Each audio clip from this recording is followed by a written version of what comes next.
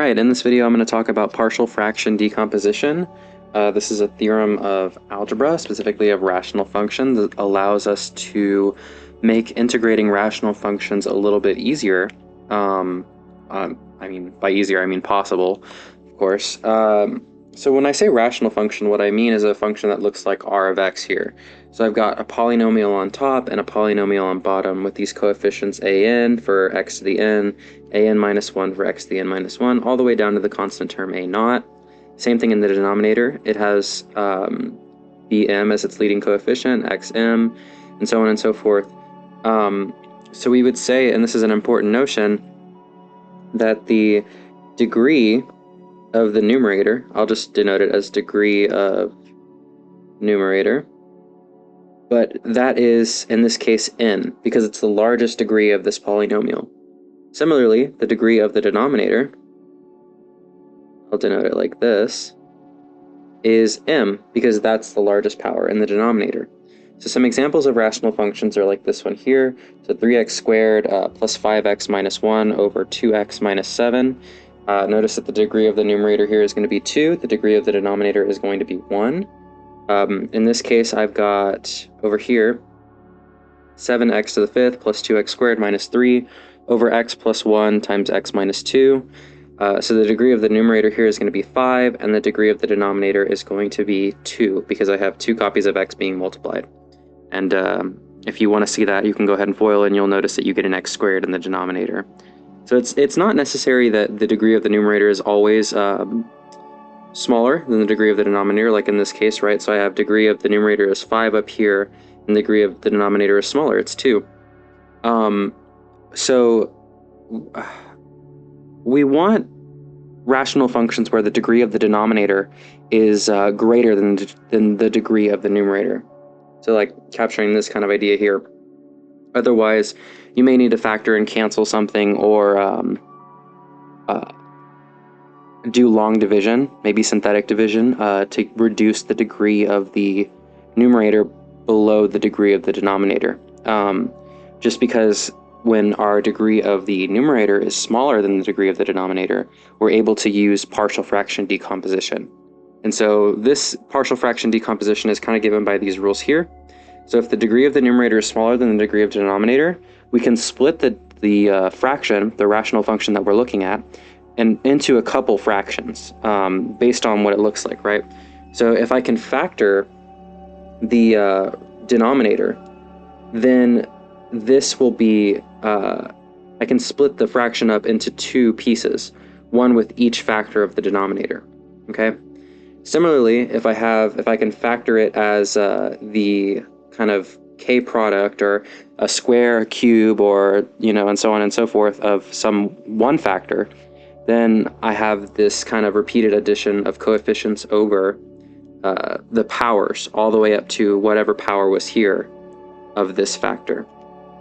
And then if I have a case like this, where I have a factor and then an irreducible quadratic, we call this irreducible, meaning it can't be factored any further, then I have a coefficient over this piece of it, over this piece of the factors here, and then I have this guy. It has numerator of degree 1 less than the denominator.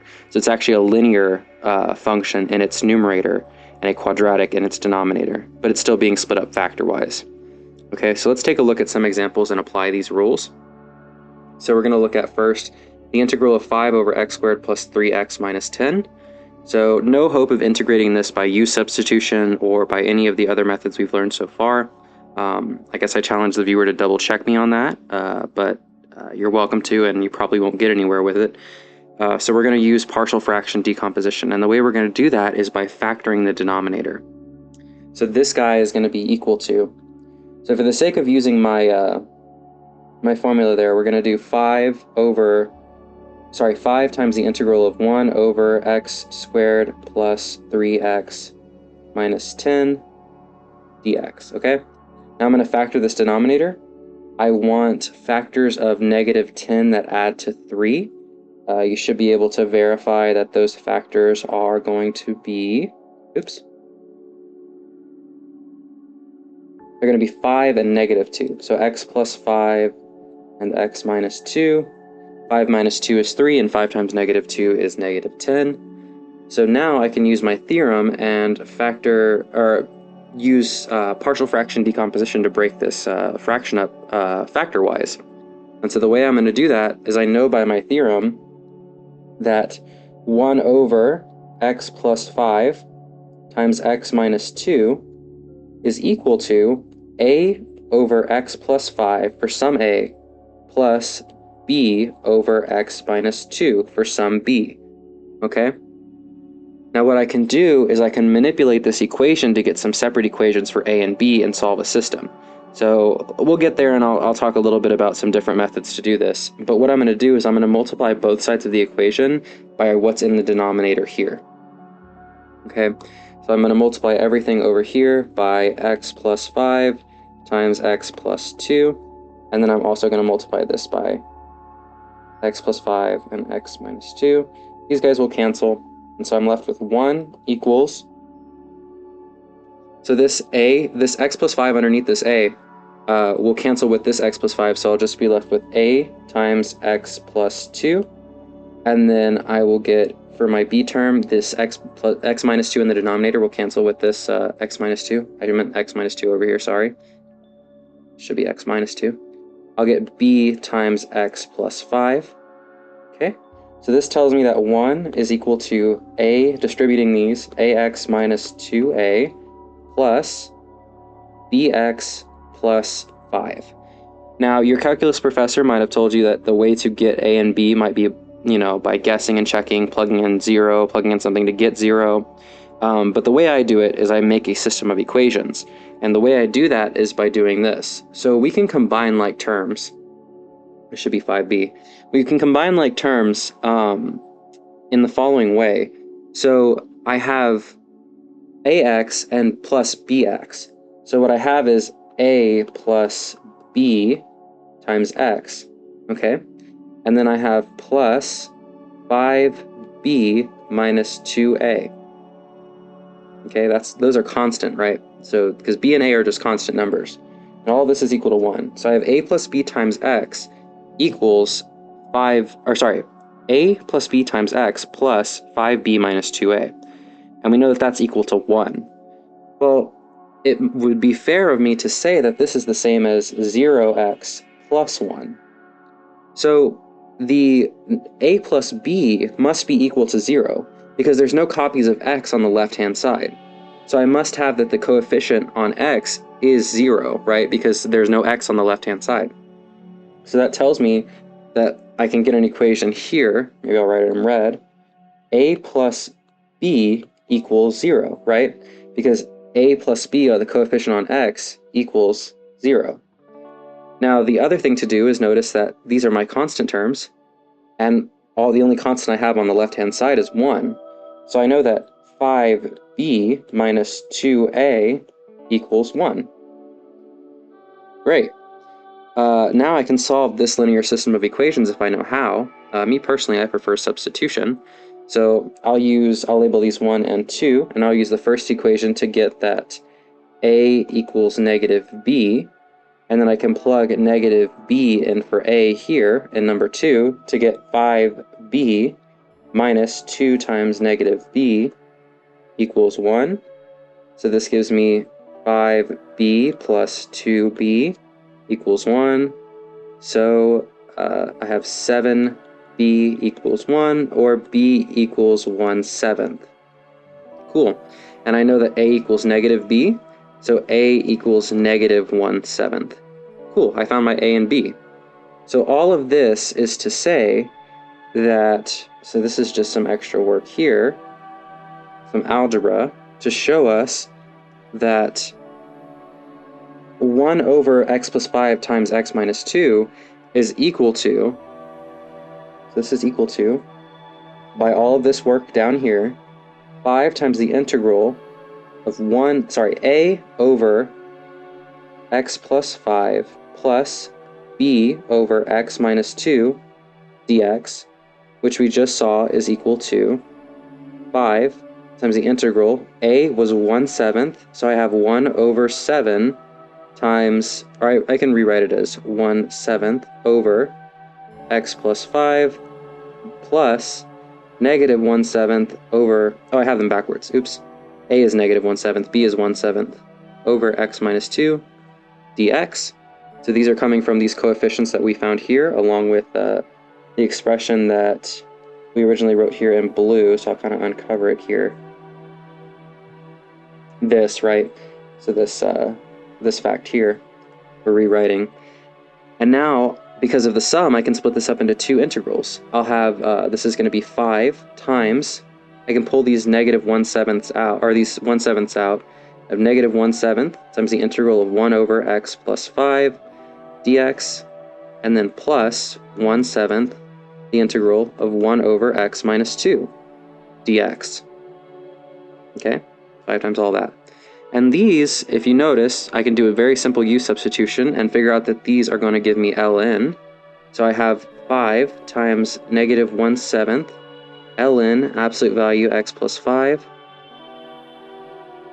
plus 1 over 7 ln absolute value x minus 2, and then plus c. So my final answer here, after all of this work, is negative 5 over 7 ln absolute value of x plus 5 plus 5 over 7 ln absolute value x minus 2 plus c.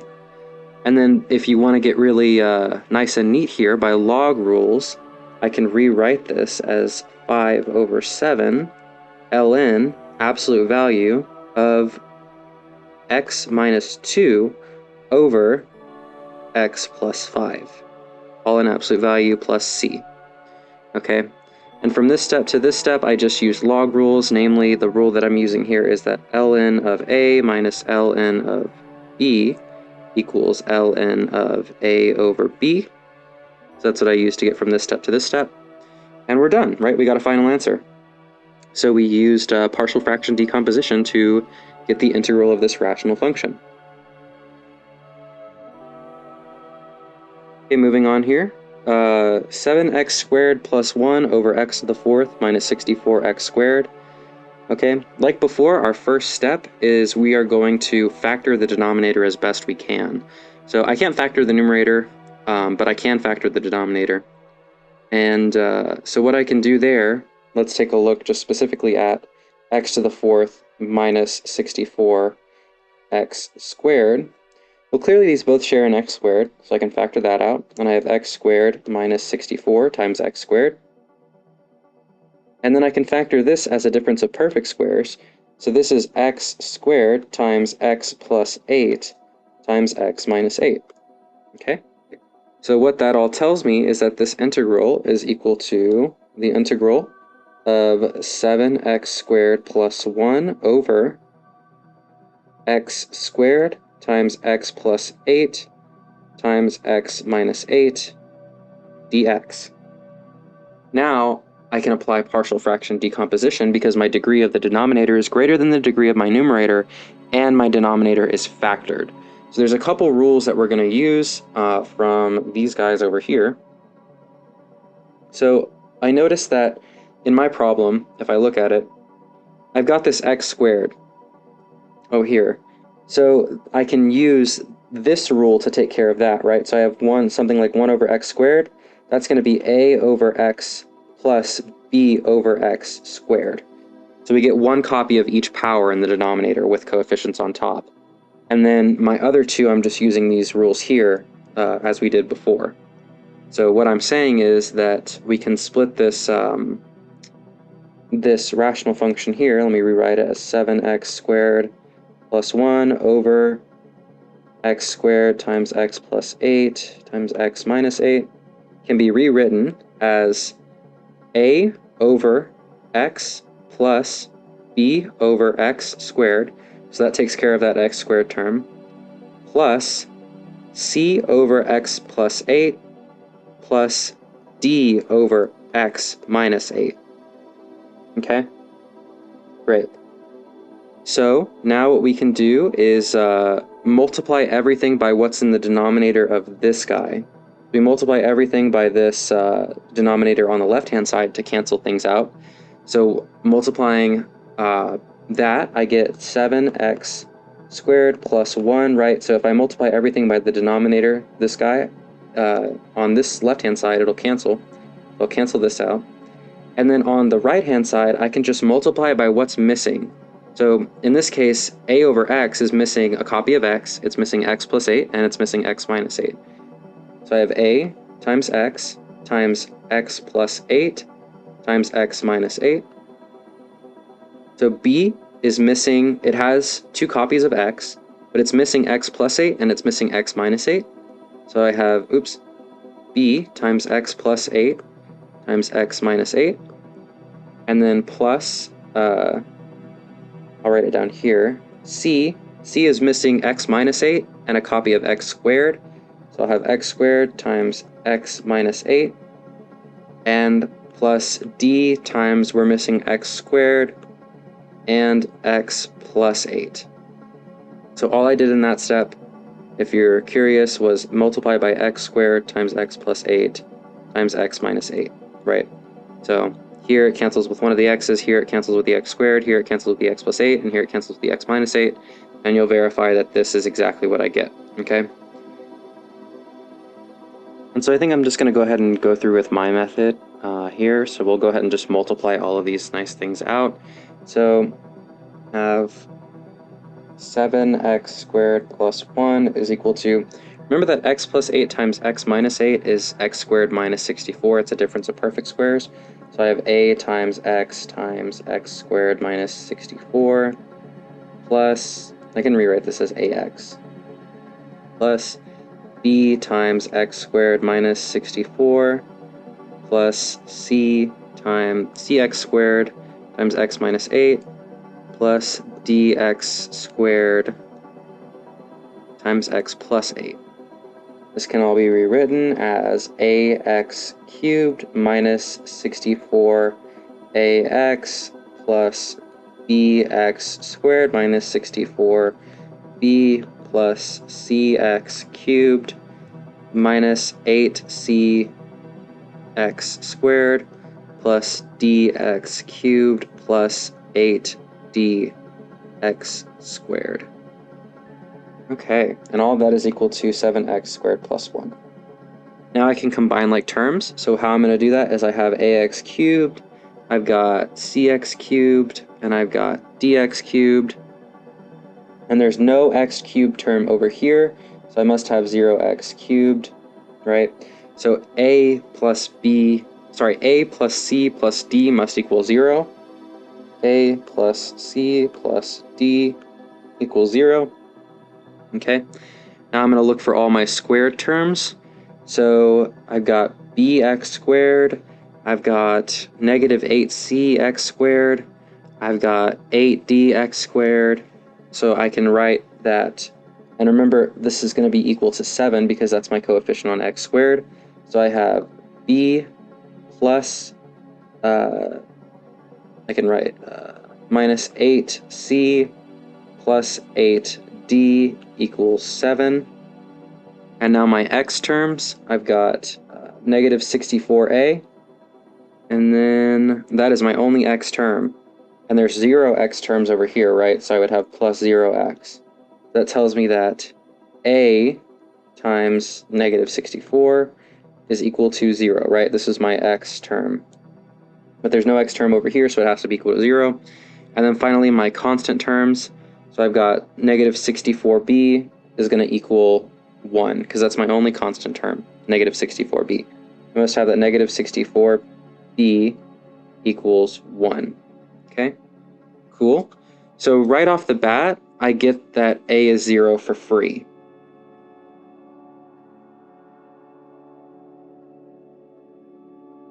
So immediately for free, I get a is equal to 0.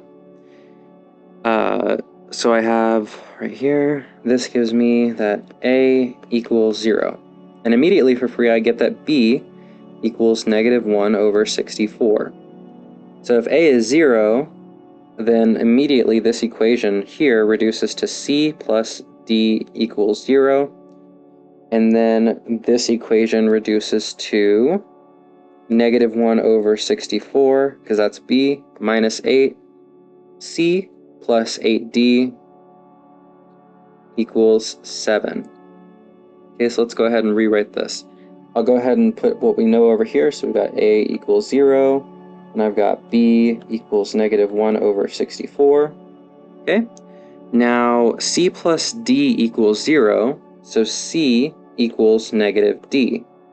Okay, and I also have that negative 8c plus 8d equals 7 plus 1 over 64. So I'm just adding that 1 over 64 to both sides here. I can go ahead and sub in c for negative d here. So I have 8d plus 8d equals 7 plus 1 over 64. I'm just going to go ahead and give these a common denominator. I won't do the multiplication just yet. It's 1 over 64. And this 8d plus 8d is going to give me 16d equals 7 times 64 plus 1 over 64. Oops, 64 plus 1. There we go. And then now I can just divide both sides by 16. These numbers aren't very nice, but this will give me 449 over 1024. Okay, and I know that c equals negative d. So I can already just right off the bat say that c is going to be negative 449 over 1024. Great. So these are my coefficients here. A lot of work. But what we get is that I'm going to go ahead and grab these and move them up here so we're looking at them. Oops.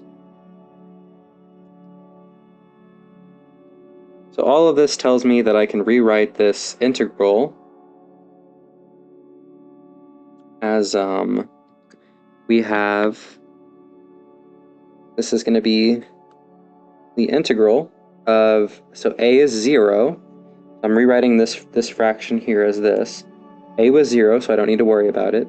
B is negative 1 over 64, so I have negative 1 over 64 times 1 over x squared, plus C is negative 449 over 1024, so negative 449 over 1024 times 1 over x plus 8. And then D was positive 449 over 1024. Oops, 449 over x minus 8. And then all of that dx. So my partial fraction decomposition is done, and now I've got a bunch of simple integrals because this is just a sum of integrals, and the sum of integrals is the integral, this is an integral of a sum, and the integral of a sum is the sum of the integrals. So I can just break this up into a bunch of nice neat integrals that I can do. So the integral of negative 1 over 64 times 1 over x squared is going to be negative 1 over 64. That's just the antiderivative of 1 over x squared, so that's going to be negative 1 times 1 over x.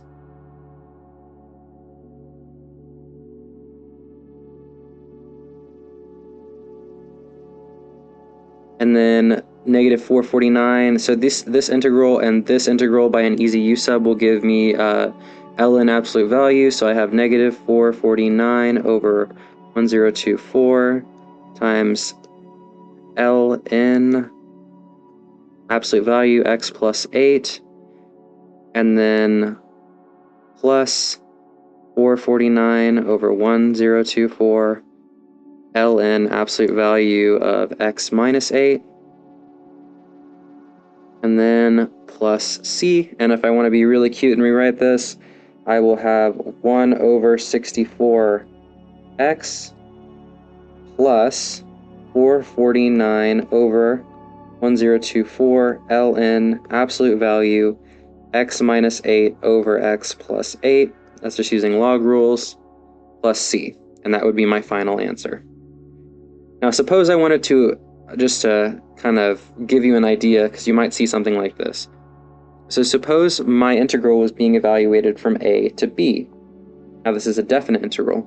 So all I would do is just consider the indefinite integral. So work through the indefinite integral, and at the very end, so we don't get confused, we can evaluate this from a to b. Once we have our final answer for our indefinite integral, we just ignore the plus c and evaluate it from a to b. Okay? Do it at the end. Don't confuse yourself. Okay? Moving on, I've got one more example. So we'll actually make this 2, maybe we'll have 2x cubed plus 1, like that. Okay? So now this is going to be the integral from a to b of negative 2x cubed plus 1 over x cubed minus 4x squared minus plus 4x minus 16. So our first step, as always, is to factor the denominator if we can. I need to make this x squared. How about we do that? There we go. Now PFD works, and we can go ahead and factor the denominator. So taking a look, focusing in on that denominator, let's look at that here. So x cubed minus 4x squared plus 4x minus 16. So I can actually factor this by grouping. And the way I see that is I have x squared, right? So both of these terms share an x squared. So I have x squared times x minus 4 plus, I can factor out a 4 from these guys, and I get 4 times x minus 4. So factoring out that x minus 4, I have x minus 4 times x squared plus 4. And x squared plus 4 is an irreducible quadratic. I don't factor that any further. I can't, right? I'd get imaginary roots. So I can't factor that any further.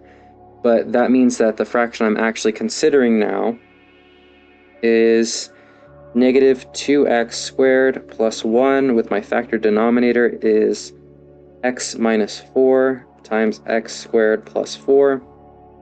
Okay? And I got to use my rules here to determine how this is going to break up.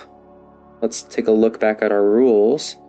So if I have an irreducible quadratic like this guy, then I write a linear on top, so a linear function on top. So it's going to be bx plus c. So using that fact, I'm able to rewrite this as it's going to be a over x minus 4 plus bx plus c over x squared plus 4, right? Because it's irreducible. Now I can multiply both sides by the denominator, and I'm just left with what's missing. Okay, carrying out this multiplication here, I will have negative 2x squared plus 1 equals, so what's missing here is a times x squared plus, x squared plus 4, and then I have plus bx plus c times what's missing is going to be x minus 4. Okay, now I'm going to go ahead and carry out that multiplication. So I have negative 2x squared plus 1 equals ax squared plus 4. Foiling this 4a.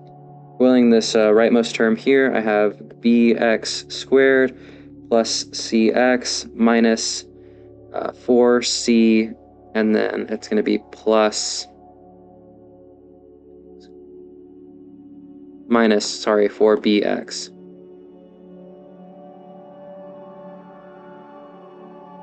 Okay, now I'm going to look at my terms on my powers of x. So a and b are my powers on x squared on the right hand side. On the left hand side I have negative 2x squared. So I know that a plus b must equal negative 2. And then now let's look at my powers on x. My coefficients on x. So I've got c and negative 4b, and there's no x term here, so it's going to be equal to 0.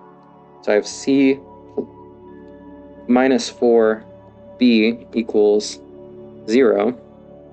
And finally, my constant terms, so looking at those, 4a minus 4c, my constant term over here is 1. So 4a minus 4c equals 1. Okay, now I've got a system of 3 variables and 3 equations that I can pretty easily solve. So let's kind of take a look at these over here.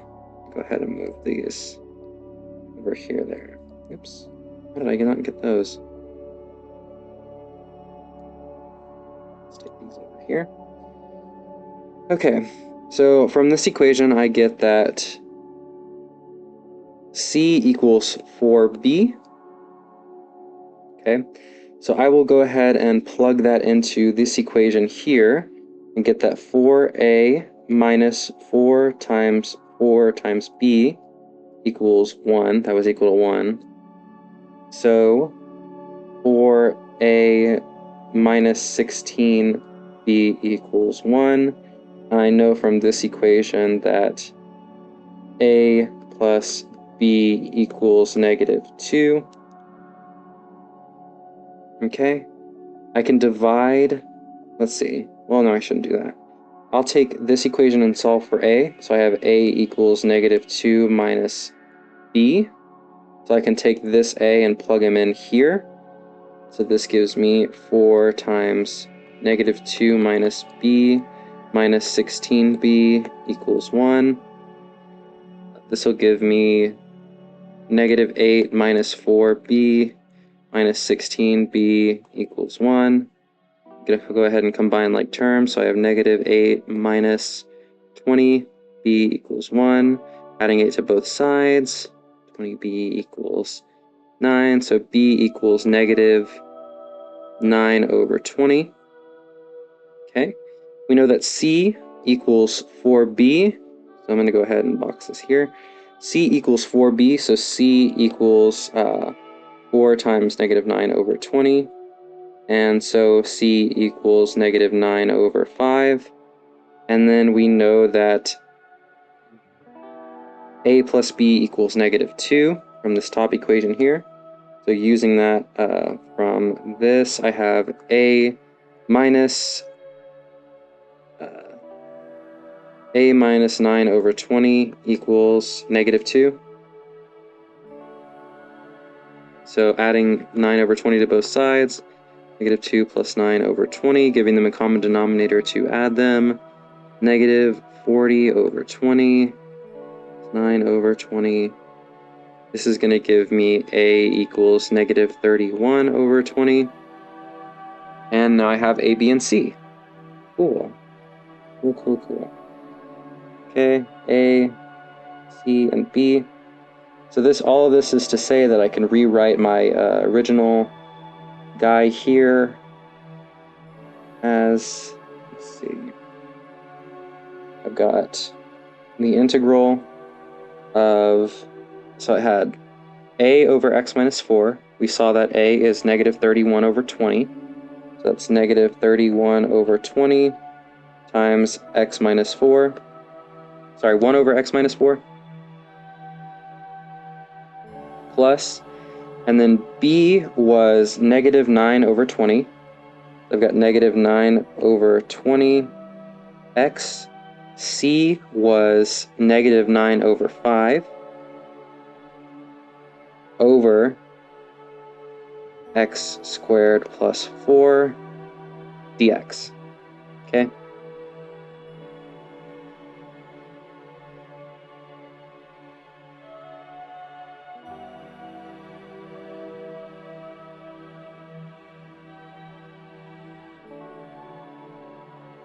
Now I can go ahead and split this integral up into two separate integrals. This is going to be -31 over 20 times the integral of 1 over x minus 4 dx. Pretty clear to see that that's going to be ln. And then this guy, can write it as the integral of -9 over 20 x minus 9 over 5 over x squared plus 4 dx. This is going to be a, I can split this up, actually, further. So I'll have -31 over 20. It's clear that this is going to be ln absolute value x minus 4, this integral. Plus, I can rewrite this. I'm going to just split it across this sum in the numerator. It's going to be -9 over 20, the integral of x over x squared plus 4 dx, and then -9 over 5, the integral of 1 over x squared plus 4 dx. Okay, so just splitting that up across its numerator, and then now I have 31 over 20 ln absolute value x minus 4 plus, so this integral here, doing a simple u substitution, will give me negative 9 over 40 times 1 over